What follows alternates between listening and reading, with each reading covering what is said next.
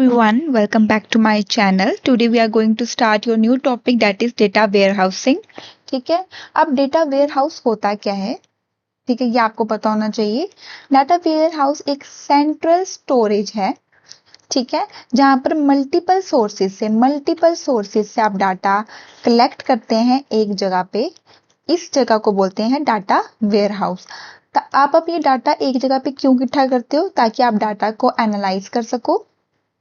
ठीक है, उसको आप एनालाइज कर सको, उसकी आप रिपोर्ट बना सको, उस पर आप डिसीजन मेकिंग कर सको. ठीक है, देखो पढ़ देती हूँ. A data warehouse is a central repository that stores large amount of historical data collected from multiple sources for reporting, business intelligence means analyse करने के लिए, वेरियस टूल्स को यूज करके, एंड डिसीजन मेकिंग के लिए. ठीक है, simple language में मैं आपको ये बता देती हूँ कि डाटा वेयर हाउस एक ऐसी जगह है जहां पर कंपनी का हिस्टोरिकल डाटा अलग अलग डाटा बेसिस से लेकर एक ही जगह पर स्टोर किया जाता है ताकि बिजनेस डिसीजंस जो है आपके इजिली लिए जा सकें. ठीक है, जैसे कि आप एग्जांपल ले लो कि एक कंपनी है, एक कंपनी ले लेंगे हम. ठीक है, उसके पास सेल्स के लिए अलग डाटाबेस है, एचआर के लिए अलग डाटाबेस है, ठीक है, फाइनेंस के लिए अलग डाटाबेस है.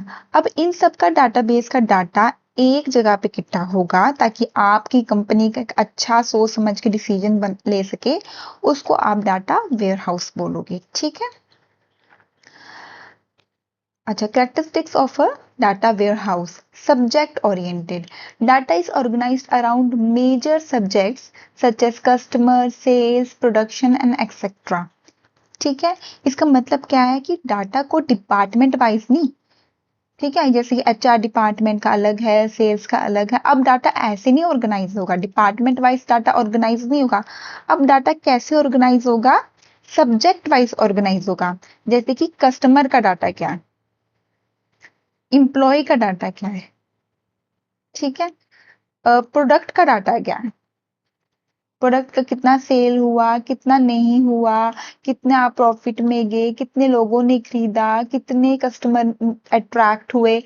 ठीक है, ऐसे तो अलग अलग सबके लिए डाटाबेस है, पर यहाँ पर आप क्या कर रहे हैं, सब्जेक्ट वाइज डाटा को ऑर्गेनाइज कर रहे हैं, ना कि डिपार्टमेंट वाइज. ठीक है, instead of storing departmental data separately, all customer related information is store together. ठीक है, जैसे कि यहाँ पर फॉर एग्जांपल एक बंदा है अमन, उसका सारा डाटा स्टोर किया जाएगा, ना कि वो एचआर को बिलोंग करता है या वो कोई इम्प्लॉय है, क्या है वो मैटर नहीं करता. आप एक सब्जेक्ट के अकॉर्डिंग डाटा को ऑर्गेनाइज कर रहे हो. ठीक है, डाटा वेयर हाउस में इंटीग्रेटेड, सब डाटा को एक ही फॉर्मेट में आपको लाना है. Data is collected from different databases. ठीक है, और अब उसको आपको कन्वर्ट करना है एक कॉमन फॉर्मेट में. ठीक है, ऐसा तो नहीं होगा ना कि आपका सारे डाटाबेस में एक ही टाइप का डाटा रहे, सब में अलग अलग टाइप का डाटाबेस है ना. तो आपको उसको एक कॉमन फॉर्मेट में लाना है.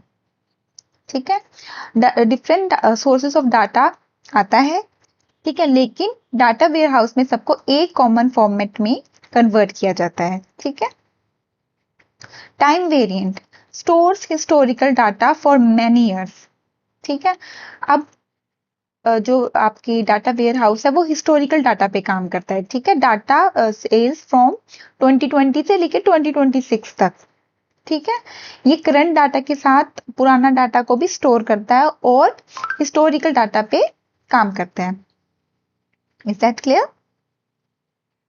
ठीक है, अब आप टाइम वेरिएंट करोगे तो आपको पता चलेगा कि 2020 में मेरा इतना खर्चा हुआ था, 2021 में मेरा इतना हुआ, 2022 में मेरा फिर बढ़ गया, 2023 में तो मैंने हद ही कर दी खर्चे की, मतलब मेरा खर्चा ऐसे चल रहा हुआ है. ठीक है, तो ये आपको हिस्ट्री ऑफ डाटा बता रहा है ताकि आपको पता चले कि आपका क्या ट्रेंड गया है खर्चे का. ठीक है, ट्रेंड्स के लिए यूज होता है ये. Non volatile, once data is stored it is rarely modified or deleted. ठीक है, एक बार डाटा आपका लोड हो गया तो उसे फ्रीक्वेंटली अपडेट या डिलीट नहीं की जा सकता. ठीक है, आप स्पेशली यूज करते हो रीड के लिए, एनालाइज करने के लिए डाटा को, और रिपोर्ट बनाने के लिए. आप डाटा को फ्रीक्वेंटली अपडेट या डिलीट नहीं करते हो. ठीक है, अब let's come to another topic. अच्छा, अब डाटा बेस और डाटा वेयर हाउस में क्या डिफरेंस है? पेन का कलर चेंज कर लेती हूँ ठीक है। डाटा बेस जो है आपका OLTP पे वर्क करता है और आपका data warehouse OLAPC। This is very important topic, ठीक है। OLTP क्या होता है? ऑनलाइन ट्रांजैक्शन प्रोसेसिंग, ठीक है। ये डेली ट्रांजैक्शन पे काम करता है। जो आपका डाटाबेस है ना, उस पर डेली ट्रांजैक्शन हो रही है, डेली इंसर्ट हो रहा है, कोई बंदा आ रहा है, कोई रोल नंबर कोई डिलीट हो रहा है, कोई स्टूडेंट छोड़ के जा रहा है, किसी की फी आ गई है, किसी की फी अभी तक नहीं आई है। तो जो डेली ट्रांजैक्शन हो रही है ना, वो डाटाबेस पे हो रही है और वो फॉलो क्या कर रहा है? ऑनलाइन ट्रांजैक्शन प्रोसेसिंग फॉलो कर रहा है। इसके यूजर्स कौन है? कैशियर, क्लर्क, ठीक है। आपका डाटा जो है वो करंट डाटा है, ठीक है। ये नहीं कि पुराना डाटा आप अभी तक रख के बैठे हो। करंट डाटा पे काम हो रहा है कि किसने फीस दी है, किसने नहीं दी है, कौन छोड़ के चला गया है डिपार्टमेंट, कौन अभी भी है, ठीक है, किसके पास कितनी सेल्स हुई है, वो सब। इंसर्ट, अपडेट, डिलीट, क्यूरी, आपकी जो ऑपरेशन है वो इस पे होते हैं। फास्ट ट्रांसलेक्शन होता है, हाईली नॉर्मलाइज्ड, ठीक है। हाईली नॉर्मलाइज्ड मतलब इसमें डुप्लीकेट वैल्यूज नहीं होती है। जो आ गया वो एंटर, जो चला गया वो डिलीट, फटाफट अपडेट करते हैं, ठीक है। हाईली नॉर्मलाइज्ड है ये, नो डुप्लीकेट्स, नो रिडंडेंसी, कुछ भी नहीं। नंबर ऑफ रिकॉर्ड्स भी आपके स्मॉलर होते हैं, ठीक है।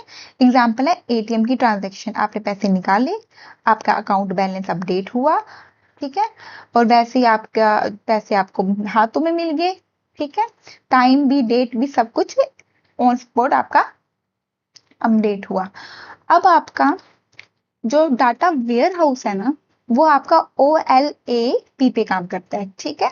ऑनलाइन एनालिटिकल, एनालिटिकल एनालाइज करने के लिए, ठीक है। प्रोसेसिंग, डाटा को हम क्या करते हैं? एनालाइज करते हैं। इस पे जो यूजर्स होते हैं वो मैनेजर्स होते हैं या एनालिस्ट होते हैं, जिनको उस डाटा में से कुछ निकालना है कि भाई मेरी सेल्स पहले बढ़ी, फिर कम हुई, फिर से बढ़ी, जैसे ही कोरोना आया फिर तो बिल्कुल कम होगी। मैंने एनालाइज कब क्या किया कि मेरी यहाँ पर सेल कम हुई, यहाँ पर सेल कम हुई, तो क्या रीजन था कि मेरी सेल यहाँ पर कम हुई, ठीक है। मैं एनालाइज कर रही हूँ, ठीक है। काम किस पे करूंगी? हिस्टोरिकल डाटा पे करूंगी, पुराना डाटा प्लस न्यू डाटा, सब पूरा जो अप टू डेट है उस पे काम कर रही हूँ, ठीक है। हिस्टोरिकल डाटा पे काम कर रही हूँ, रीड और एनालाइज कर रही हूँ। इस पे भी आपकी फास्ट क्यूरीज होती हैं, ठीक है। डीनॉर्मलाइज, डुप्लीकेट डाटा हो सकता है, ठीक है, क्योंकि मैं तो फ्रिक्वेंटली जो भी अपडेट हो रही है या कुछ भी हो रहा है वो मैं फ्रिक्वेंटली वहां पर शो नहीं कर रही हूँ ना, तो डाटा रिडेंसी एंड डीनॉर्मलाइज डाटा होता है। लार्ज होता है, बहुत लार्ज डाटा होता है, डिफरेंट डिफरेंट डाटा बेसिस से डाटा आता है और एक जगह पे रुकता है, तो बहुत सारा डाटा होता है। For example annual sales report, ठीक है। ठीक है, अब हम आगे हैं, just a minute, data warehouse architecture पे, ठीक है। Data sources, different different data sources से डाटा कलेक्ट किया जाता है, ठीक है। स्टैगिंग एरिया में क्या परफॉर्म होता है आपका? ETL, ये मैं अच्छे से आगे पढ़ाऊंगी आपको। डाटा को एक्सट्रैक्ट किया जाता है मल्टीपल सोर्सेज से, डाटा को ट्रांसफॉर्म किया जाता है, मतलब कि क्लीन किया जाता है डाटा को, और डाटा को लोड किया जाता है कहाँ पर? वेयर हाउस में। वेयर हाउस में क्या होता है? मेटा डाटा, डाटा के बारे में डाटा, ठीक है, स्टोर किया जाता है। समरी ऑफ डाटा स्टोर किया जाता है और रॉ डाटा को भी स्टोर किया जाता है। अब डाटा वेयर हाउस पे क्या होता है? इसके बाद छोटे छोटे डाटा मार्ट्स बनते हैं। ये भी मैं आपको समझाऊंगी ये इंडिविजुअली क्या हो रहा है, पहले ये डायग्राम्स आप समझो, ठीक है। जैसे आपकी परचेजिंग मार्ट अलग से बनी, सेल्स मार्ट अलग से बनी, इन्वेंट्री मार्ट अलग से बनी, फाइनेंस मार्ट अलग से बनी, और उसके बाद तो यूजर है ना, मैं कंपनी की मैनेजर हूं ना, मैं देखूंगी, मैं एनालाइज करूंगी इससे, फिर मैं रिपोर्ट बनाऊंगी इन सब के मिक्सचर से, मैं अपना डैशबोर्ड क्रिएट करूंगी इन सब के मिक्स से, और मैं बिजनेस यूजर जो होगा वो भी इन सबको यूज करके बताएगा कि क्या प्रॉफिट है, क्या लॉस है, किसको लेना है, किस चीज को नहीं लेना है, कब सेल्स करनी है, कब सेल कौन से टाइम पे नहीं करनी है, वो सब हम एनालाइज करेंगे इन डाटा मार्ट्स या इन वेयर हाउस पे काम करके। ठीक है, बेनिफिट्स भी आपको दिए हैं, better decision making, improve data quality, faster reporting, data consistency, historical analysis and trend analysis, business growth measure की जाती है। ठीक है, डिफरेंट डाटा सोर्सेस। अब देखो ये वाला ETL हम पढ़ेंगे। ठीक है, अभी मैं बताती हूँ आपको ये क्या होता है। Let me change my colour. ETL process. ETL stands for E stands for extract, T stands for transform, L stands for load। ठीक है, सबसे पहले डाटा की एक्सट्रैक्शन होती है। ठीक है, extraction means collecting data from different sources. ठीक है, डिफरेंट डिफरेंट सोर्सेज से जो है आपका डाटा वो आता है। डिफरेंट सोर्सेज क्या हो सकते हैं, आपका डाटाबेस हो सकता है, ओरेकल हो सकता है, एक्सेल फाइल्स हो सकती हैं, APIs, cloud storage, ERP systems हो सकते हैं। ठीक है, कुछ भी आपका डाटा सोर्स हो सकता है। उसके बाद डाटा क्लीन होता है। ठीक है, cleaning removes errors and inconsistency from extracted data. अब ये जो डाटा आपने एक्सट्रैक्ट किया है इसको हम क्लीन करेंगे, गलत और डुप्लीकेट डाटा को हम रिमूव कर देंगे। क्लीनिंग में आपका क्या क्या होता है, डुप्लीकेट रिकॉर्ड्स को रिमूव किया जाता है, मिसिंग वैल्यूज को फिल किया जाता है, रॉन्ग स्पेलिंग्स को करेक्ट किया जाता है, इनवैलिड एंट्रीज को रिमूव किया जाता है। ठीक है, ये सब जो होता है ना आपका वो क्लीनिंग में होता है। रिमूव होता है डुप्लीकेट, रिमूव होता है मिसिंग, या मिसिंग को आप अपना फोरकास्टिंग लगा के फिल अप करते हो, आपकी स्पेलिंग मिस्टेक्स को करेक्ट करता है, स्टैंडर्डाइज करता है, फॉर्मेट्स को रिमूव करता है, इनवैलिड एंट्रीज को। ठीक है, डाटा ट्रांसफॉर्म। अब क्लीन हो गया डाटा, अब डाटा को ट्रांसफॉर्म करना है। Transformation converts cleaned data into suitable form. ठीक है, सुटेबल फॉर्म, डाटा को रिक्वायर्ड फॉर्मेट में कन्वर्ट किया जाता है। ठीक है, ट्रांसफॉर्मेशन में क्या होता है, आपका एग्रीगेशन होता है। ठीक है, सारा डाटा कलेक्ट अच्छे से होता है, ग्रुप वाइज कलेक्ट करता है डाटा को कि भाई ये इस ग्रुप को बिलोंग करता है, ये इस ग्रुप को बिलोंग करता है, ये इस ग्रुप को। डाटा फिल्टरिंग होती है आपकी। ठीक है, देन आपका डाटा नॉर्मलाइज किया जाता है, कन्वर्जन की जाती है डाटा को। क्या पता आपको इस फॉर्मेट में डाटा ना चाहिए, नहीं चाहिए हो। ठीक है, इंटीजर फॉर्मेट में डाटा नहीं चाहिए, आपको किसी और फॉर्मेट में डाटा चाहिए हो, तो वो सब आपका कन्वर्जन होता है। डाटा की सॉर्टिंग होती है, डाटा की इंटीग्रेशन होती है। ठीक है, यहाँ पर now the fourth step is data loading. अब आपका क्लीन हो गया, ट्रांसफॉर्म हो गया। Loading means storing transform data into warehouse. आपका वेयर हाउस में डाटा को लोड करना। दो टाइप के आपके डाटा लोडिंग होते हैं, फुल डाटा लोड और इंक्रीमेंटल लोडिंग। ठीक है, एक मिनट, सॉरी। ठीक है, इंक्रीमेंटल लोड। फुल लोड क्या होता है, इंटायर डाटाबेस इज लोडेड। पूरा डाटाबेस एक साथ ही लोड हो जाएगा। इसमें क्या होता है, increment only newly added records are loaded. So sorry for the disturbance. ठीक है, ओके। प्रोसेस डाटा को डाटा वेयर हाउस में स्टोर करना, इसको आप लोडिंग बोलते हैं। फुल लोड आपका क्या होता है, पूरा डाटाबेस एक ही बार में लोड हो जाता है। ठीक है, first time data warehouse बनाते टाइम। ठीक है, इंक्रीमेंटल लोड में आपका क्या होता है, सिर्फ नए नोड्स ही ऐड किए जाते हैं। ठीक है, समझ रहे हो।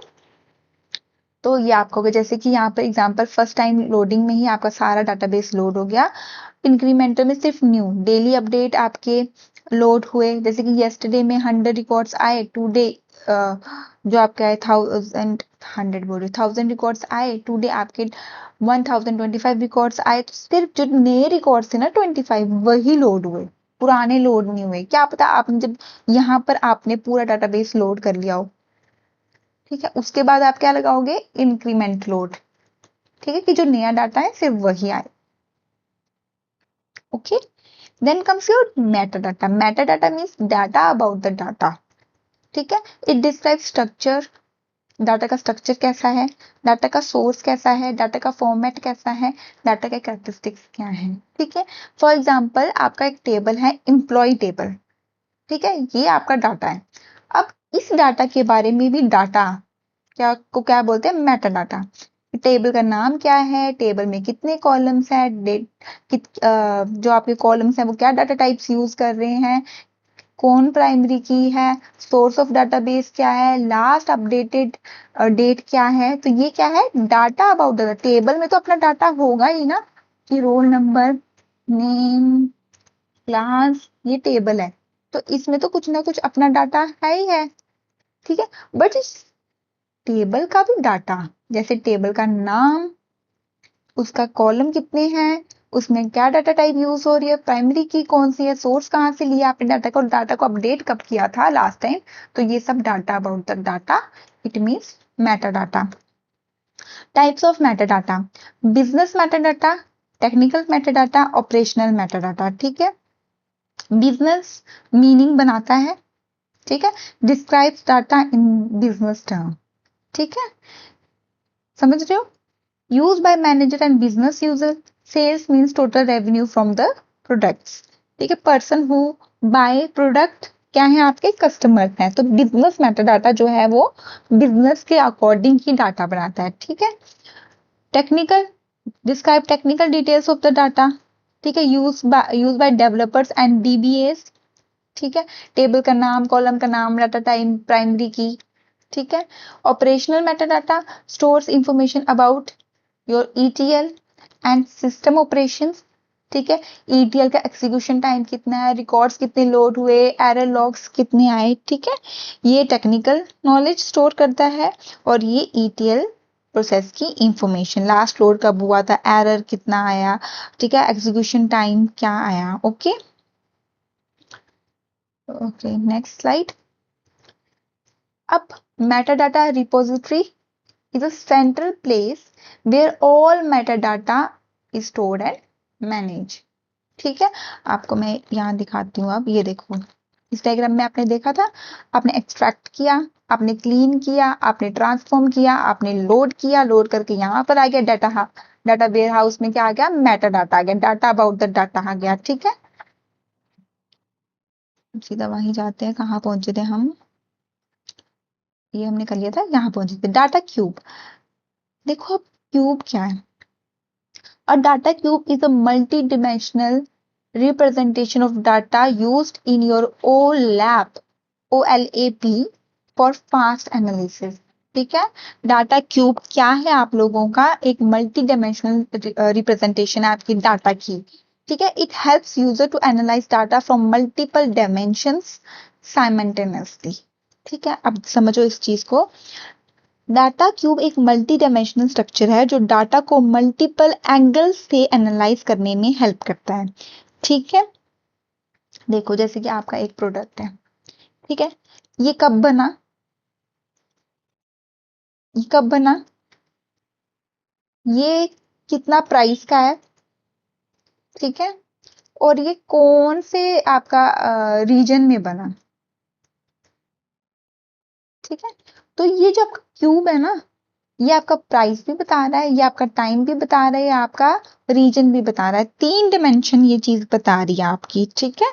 Time of the product, price of the product and reason of the product, ठीक है।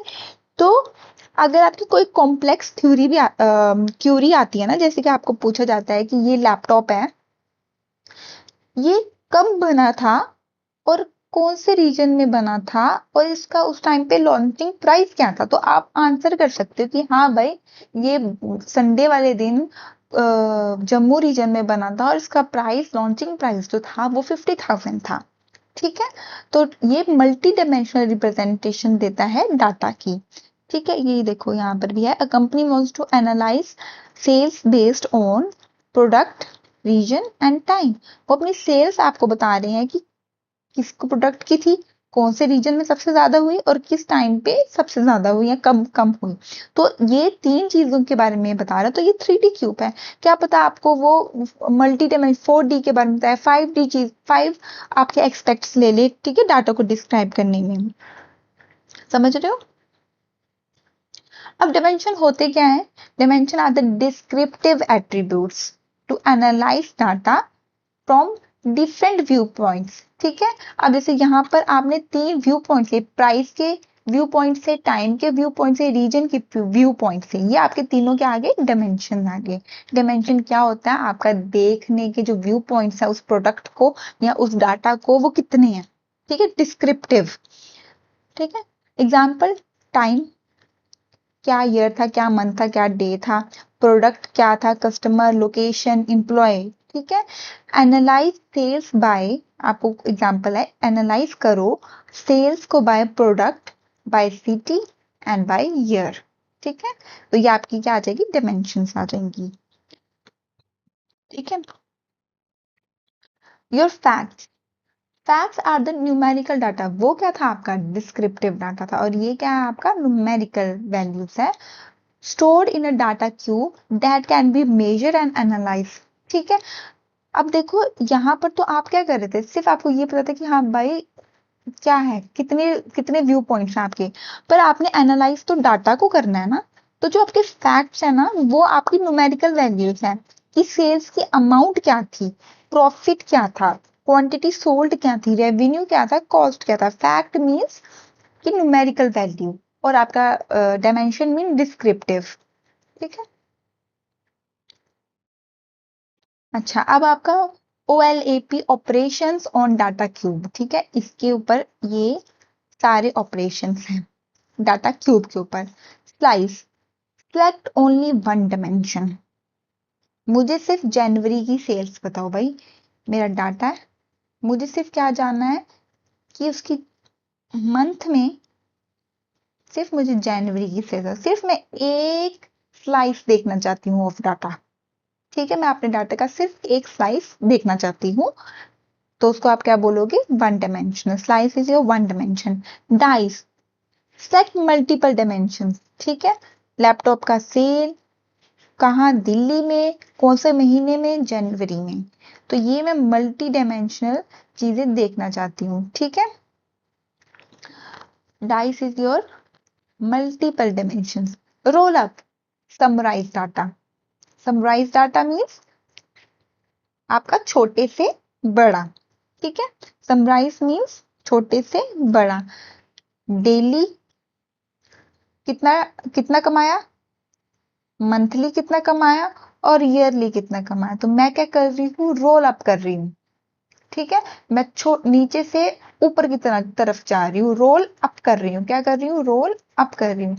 ड्रिल डाउन, अब मैं क्या कर रही हूँ, मोर डिटेल एनालिसिस कर रही हूँ। ईयर से मैं कहाँ आ रही हूँ, सालों से मैं दिनों में आ रही हूँ। ठीक है, डेज में आ रही हूँ। तो मैं क्या कर रही हूँ, डिटेल एनालिसिस कर रही हूँ। ठीक है, पहले तो मुझे सिर्फ ऊपर ऊपर से पता था कि हाँ भाई एक साल में 1000 कुर्तियां बिकी, एक महीने में 30 कुर्तियां बिकी, एक डेली की 5 कुर्तियां बिक रही हैं। बट अब मेरे को तो, जब मैं यहाँ से, मुझे तो सिर्फ पता है कि 1000 कुर्तियां बिक रही हैं, पर मुझे जानना है कि एक दिन में कितनी बिक रही हैं। तो मैं क्या करूंगी, ड्रिल डाउन करूंगी, बड़े से छोटे की तरफ आऊंगी।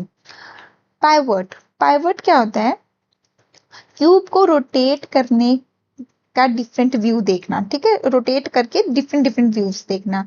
Rotate the cube two view different, view data differently. ठीक है, देखो फॉर एग्जाम्पल मेरा क्यूब यहाँ पर है डाटा का। ठीक है, मैं अभी उसको, मैं यहाँ हूँ, मैं यहाँ से देख रही हूँ। ठीक है, मेरे को वो कुछ और दिखेगा, यहाँ आके देखूंगी तो यहाँ से डाटा कुछ और दिखेगा, यहाँ से देखूंगी तो यहाँ से डाटा कुछ और दिखेगा। मुझे इस क्यूब को, इस डाटा को डिफरेंट डिफरेंट उससे देखूंगी तो मुझे क्या मिलेगा, डिफरेंट डिफरेंट आइडियाज या डिफरेंट वे ऑफ एनालिसिस मैं कर सकती हूँ। ठीक है, तो क्यूब को रोटेट करके डाटा को डिफरेंट पर्सपेक्टिव से देखना।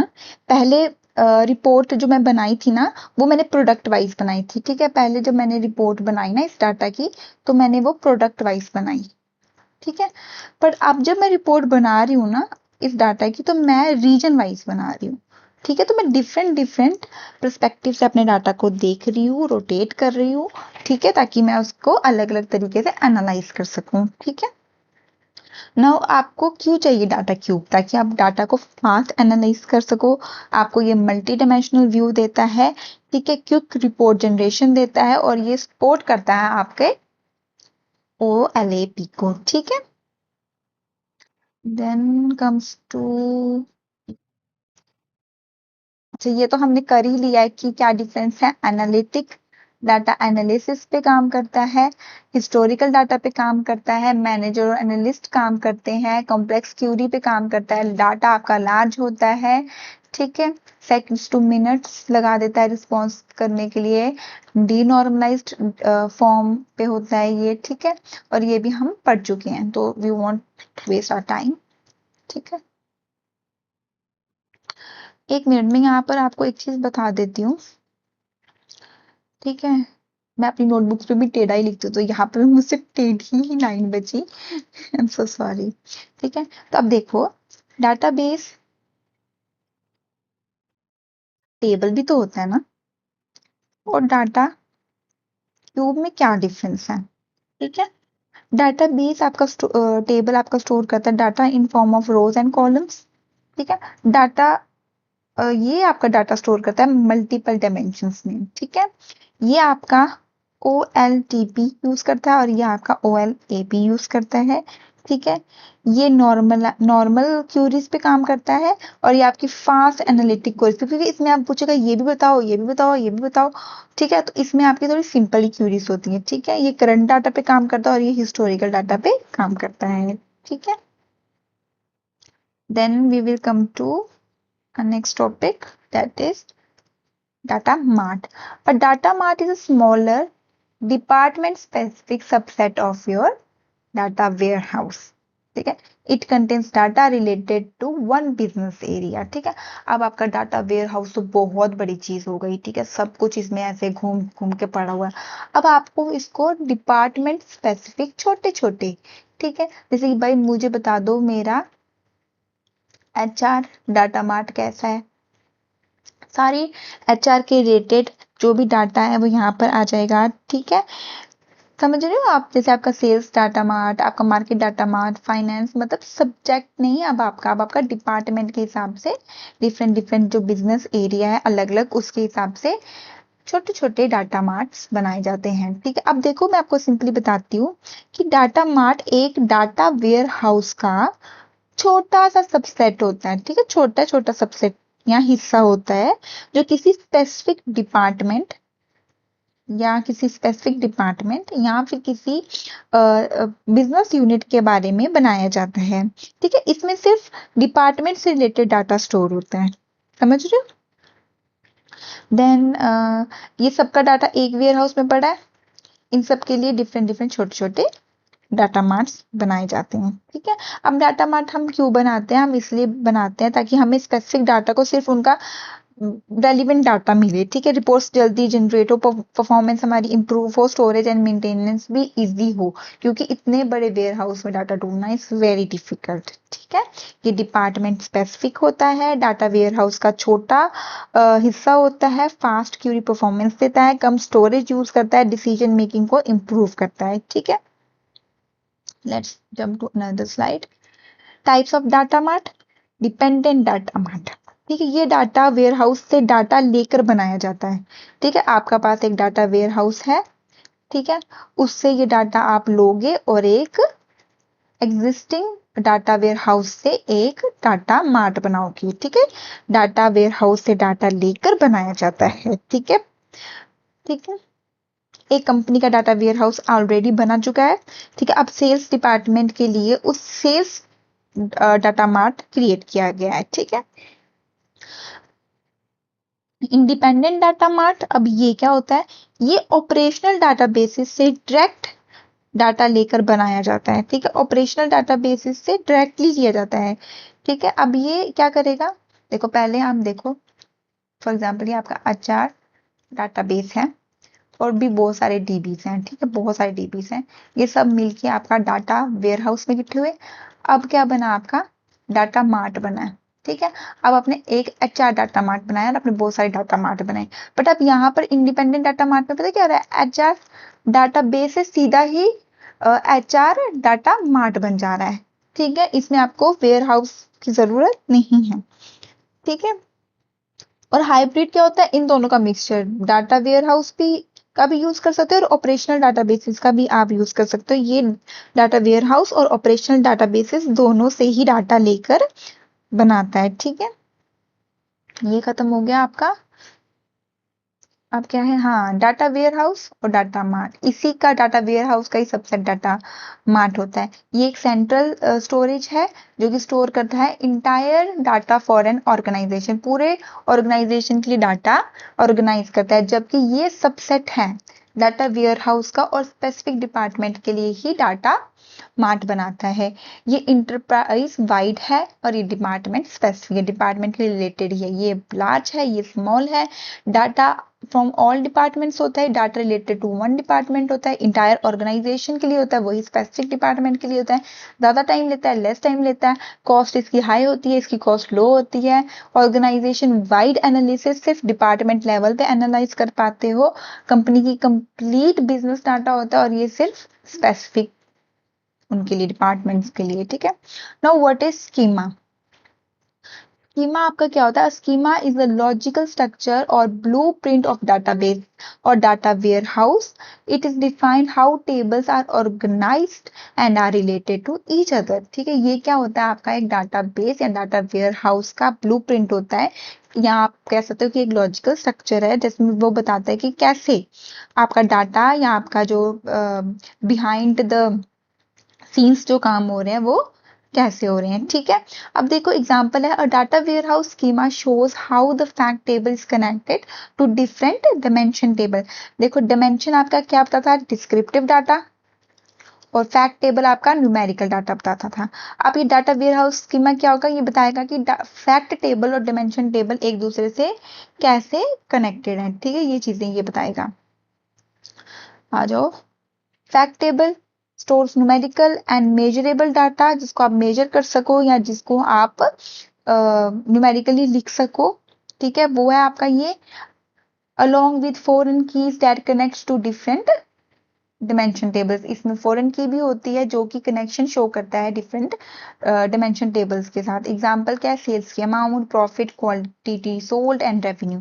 डिमेंशन टेबल आपकी डिस्क्रिप्टिव इंफॉर्मेशन देता है अबाउट द फैक्ट्स, ठीक है। Provides detail used for analysis, ठीक है, कि आपको एनालिसिस के लिए काम, जैसे प्रोडक्ट का नाम क्या है, कस्टमर कौन कौन से, टाइम और लोकेशन, ये सब वो बता रहे हैं, ठीक है। तो एक मिनट, नेक्स्ट आ जाते हैं। हाँ, नेक्स्ट आ जाते हैं, डिफरेंस है, न्यूमेरिकल डाटा, डिस्क्रिप्टिव, सेम चीजें रिपीट हैं। नेक्स्ट, अब स्कीमा आपकी दो टाइप की हैं, स्टार स्कीमा एंड आपका स्नो फ्लेक्स स्कीमा, ठीक है। तो हम पहले स्टार स्कीमा पढ़ेंगे। Star schema is a data warehouse schema in which one central fact table is connected with directly multiple dimension tables, ठीक है। एक स्टार स्कीमा एक डाटा वेयर हाउस स्कीमा है जिसमें एक सेंट्रल फैक्ट टेबल होता है। क्या होता है? एक आपका सेंट्रल फैक्ट टेबल होता है जिसके अराउंड मल्टीपल क्या होते हैं? आपके डायमेंशन टेबल्स होते हैं, ठीक है। तो ये देखो एक स्टार की तरह लग रहा है, ठीक है, इसका स्ट्रक्चर स्टार की तरह दिख रहा है, तो ये क्या है? Star schema. स्टार स्कीमा क्या है? एक डाटाबेस स्कीमा है जिसमें एक सेंट्रल फैक्ट टेबल है जो कि कनेक्टेड है डिफरेंट डिफरेंट डिमेंशनल टेबल से। डिमेंशन टेबल डिस्क्रिप्टिव नॉलेज रखते हैं, ठीक है। अब ये देखो फैक्ट टेबल, पहले तो उसे फॉरेन की रखी है यहाँ पर, अच्छा ये वाइट कलर है, ये सिर्फ फॉरेन की रखी है, बाकी सभी डिमेंशन टेबल्स की, ठीक है। फिर इसने क्वांटिटी सोल्ड रखी है, सेल्स की अमाउंट रखी है, डिस्काउंट की अमाउंट रखी है। अब इनके डिमेंशन टेबल देखो, dimension table for product, product की प्राइमरी की, प्रोडक्ट का नाम क्या है, प्रोडक्ट की कैटेगरी क्या है, वो एक फ्रिज है, फ्रूट का ब्रांड क्या है, उसकी सब कैटेगरी क्या है, वो 2 स्टोरी फ्रिज है, 2 स्टोरी डबल डोर फ्रिज है, आई एम सो सॉरी, ठीक है। डिमेंशन टेबल आपका आता है डेट एंड टाइम का, प्रोडक्ट की डेट की, डेट क्या है, उसका डे क्या है, मंथ क्या है, क्वार्टर क्या है, ये सब। फिर आपका कस्टमर का आ गया, कस्टमर का नाम क्या है, आईडी क्या है, जेंडर, एज, ये वो, मतलब सब डिस्क्रिप्टिव नॉलेज है। और बीच में आपका क्या है? फैक्ट टेबल है। तो ये स्टार स्कीमा है। तो जो नेक्स्ट स्कीमा है आपका स्नोफ्लेक स्कीमा, ठीक है। Snowflake schema is an extension of star schema. किसकी एक्सटेंशन है ये? स्टार स्कीमा की। Where dimension table are normalised into multiple related table, जहां पर डिमेंशन टेबल्स को नॉर्मलाइज किया जाता है इनटू मल्टीपल रिलेटेड टेबल। देखो फैक्ट टेबल बीच में है, ठीक है, और आपके डिफरेंट डिफरेंट डिमेंशन टेबल्स हैं, ठीक है। अब डिमेंशन टेबल्स को भी क्या कर दिया है आपका, नॉर्मलाइज कर दिया सब डिमेंशनल टेबल्स में, ठीक है, सब डिमेंशनल टेबल्स में उनको नॉर्मलाइज कर दिया, तोड़ दिया, ताकि आपका ये नॉर्मलाइज्ड हो जाए, ठीक है। अब ये है तो मोर कॉम्प्लेक्स स्ट्रक्चर, पर ये सेव करता है आपकी स्टोरेज स्पेस को, ठीक है, रिड्यूस करता है आपकी डाटा रिडेंडेंसी को, स्लो करता है क्यूरीज को, देन स्टार, बट क्लियर है डाटा, ठीक है, समझ रहे हो। अब ये स्नोफ्लेक की तरह दिख रहा है, मतलब ऐसे आपका बीच में फैक्ट टेबल है, डिफरेंट डिफरेंट डिमेंशंस है, और उनके भी डिफरेंट डिफरेंट सब डिमेंशंस है, तो ये एक स्नोफ्लेक की तरह दिखता है, तो इसका नाम क्या डाल दिया है, स्नोफ्लेक स्कीमा, ठीक है। स्नोफ्लेक स्कीमा एक स्टार स्कीमा का ही एक्सटेंडेड वर्जन है, इसमें डिमेंशन टेबल्स को और छोटी छोटी नॉर्मलाइज टेबल्स में डिवाइड कर दिया जाता है, ठीक है। अब इनका difference, one central fact table, multiple dimension table. Schema is dimensional table are normalized into multiple related tables. ये सिंपल है, ये कॉम्प्लेक्स है, ये स्टार की तरह दिखता है, ये स्नोफ्लेक की तरह दिखता है, इसमें all information in one table होती है, तो डुप्लीकेसी या रिडंडेंसी होने के चांसेस होते हैं। इसमें इंफॉर्मेशन डिवाइडेड इनटू सब टेबल्स, तो ये नॉर्मलाइज है, इसमें कम टेबल्स यूज हैं, इसमें ज्यादा टेबल हैं, इसमें कम जॉइंट्स हैं, इसमें ज्यादा जॉइंट्स हम यूज करते हैं। फास्टर बिकॉज फ्यूअर जॉइंट्स होते हैं, ये स्लो है क्योंकि बहुत सारे टेबल्स एंड बहुत सारे जॉइंट्स हमें रिक्वायर होते हैं। Requires more storage, require less storage. High है, इसकी डाटा रिडेंडेंसी, डाटा डुप्लीकेट ज्यादा हो सकता है, इसमें कम होता है। इसमें इंटीग्रिटी लोअर है डाटा की, इसमें हाई है। इजी टू मेंटेन है, ये डिफिकल्ट टू मेंटेन है। Easy to design and understand है, मोर कॉम्प्लेक्स टू डिजाइन है, डिजाइन करना बहुत मुश्किल है। इसको small and medium size data warehouses के लिए यूज किया जाता है, और ये लार्ज डाटा वेयर हाउसेस के लिए यूज किया जाता है। एग्जाम्पल्स आप प्लीज खुद पढ़ लेना, ठीक है। अच्छा, अब ये कुछ यहाँ पर आपका टॉपिक खत्म हो जाता है, आपका डाटा वेयर हाउस जितना आपको चाहिए, पर कुछ कुछ टर्म्स हैं जो मैं आपको बता देती हूँ। MOLAP, ROLAP, HOLAP, multi dimensional, relational, hybrid, इसमें डाटा क्यूब्स का यूज किया जाता है, इसमें आपका टेबल्स का यूज किया जाता है, इसमें आपका क्यूब्स और टेबल्स दोनों का यूज किया जाता है। इसकी स्पीड बहुत फास्ट होती है, इसकी स्लोअर होती है, और उसकी बहुत फास्ट होती है, दोनों को कंबाइन करके यूज किया जाता है, ठीक है। आपको इसकी डेफिनेशन पता होनी चाहिए, और इनमें क्या स्टोरेज यूनिट जो है वो यूज होता है वो आपको बस पता होना चाहिए, मोर देन इनफ, ठीक है। और ये तो आपको दिख ही रहा है कि ये टाइप्स हैं ऑफ, ठीक है। नाउ बिजनेस इंटेलिजेंस देखो, एंड में तुम लोगों को, जो आपका यहाँ पर ये है, एंड में आप लोगों को एनालाइज ही करना है, ठीक है। और वहां पर आपको बिजनेस BI की जरूरत होगी, बिजनेस इंटेलिजेंस की। अगर आपके पास बिजनेस इंटेलिजेंस ही नहीं है, तो डाटा मैं जितना मर्जी रख दूं, आपको तो वो समझ आएगा ही नहीं, आपको तो वो एनालाइज करने आएगा ही नहीं, आप तो उसकी रिपोर्ट बना ही नहीं पाओगे, तो क्या फायदा, ठीक है। तो BI यूज करते हैं हम अपनी डाटा को एनालाइज करने के लिए, ठीक है। Business intelligence is a collection of tools, technologies and processes. आपकी टूल्स की कलेक्शन, टेक्नोलॉजीज जितनी जितनी नई नई पुरानी पुरानी, ठीक है, processes use to collect data, collect, analyse and present business data for better decision making के लिए। आप डिफरेंट डिफरेंट टूल्स का यूज कर रहे हो, डिसीजंस का यूज कर रहे हो, अपना टेक्नोलॉजीज का यूज कर रहे हो, डिफरेंट डिफरेंट प्रोसेसेस का यूज कर रहे हो, ताकि आप एक डिसीजन बना पाओ, ठीक है, कि आपको क्या करना है, ठीक है। यूज ऑफ BI, रिपोर्ट बनाने के लिए, डैशबोर्ड बनाने के लिए, डाटा को विजुअलाइज करने के लिए, ट्रेंड को एनालाइज करने के लिए, बिजनेस को फोरकास्ट करने के लिए, ट्रेंड को एनालाइज करने के लिए, डाटा को विजुअलाइज करने के लिए, ठीक है। और डैशबोर्ड कितना गया है पिछले 28 डेज में, कितना नहीं गया है, कितने व्यूज गए, आप यूट्यूब का डैशबोर्ड भी देखते होंगे, या अपनी रील्स जो आप इंस्टा पे डालते हो, रिपोर्ट्स बनाने के लिए, कितनी ग्रोथ हुई, कितनी नहीं हुई, ठीक है। बिजनेस फोरकास्ट करने के लिए, फोरकास्ट मतलब फ्यूचर प्रिडिक्ट करने के लिए, ठीक है, क्या मेरा इस साल ग्रोथ होगी, या मैं ये वाला सामान लाता हूँ इससे मेरी ग्रोथ अच्छी होगी मेरी शॉप की, ठीक है। टूल्स, ये टूल्स याद कर लेना, क्योंकि MCQ जो आपका बनेगा वैसे बनेगा कि इनमें से कौन सा आपका BI टूल है। माइक्रोसॉफ्ट पावर BI, टेबल्यू, ठीक है, क्विक सेंस, ये सब आपको याद करने हैं। Example, A manager uses BI, Power BI to view monthly sales dashboards and identify best selling products. मेरे कौन से प्रोडक्ट जो है वो बेस्ट सेलिंग है। तो यहाँ पर आपका डाटा वेयर हाउसिंग टॉपिक जो है वो खत्म होता है। Thank you so much for watching this.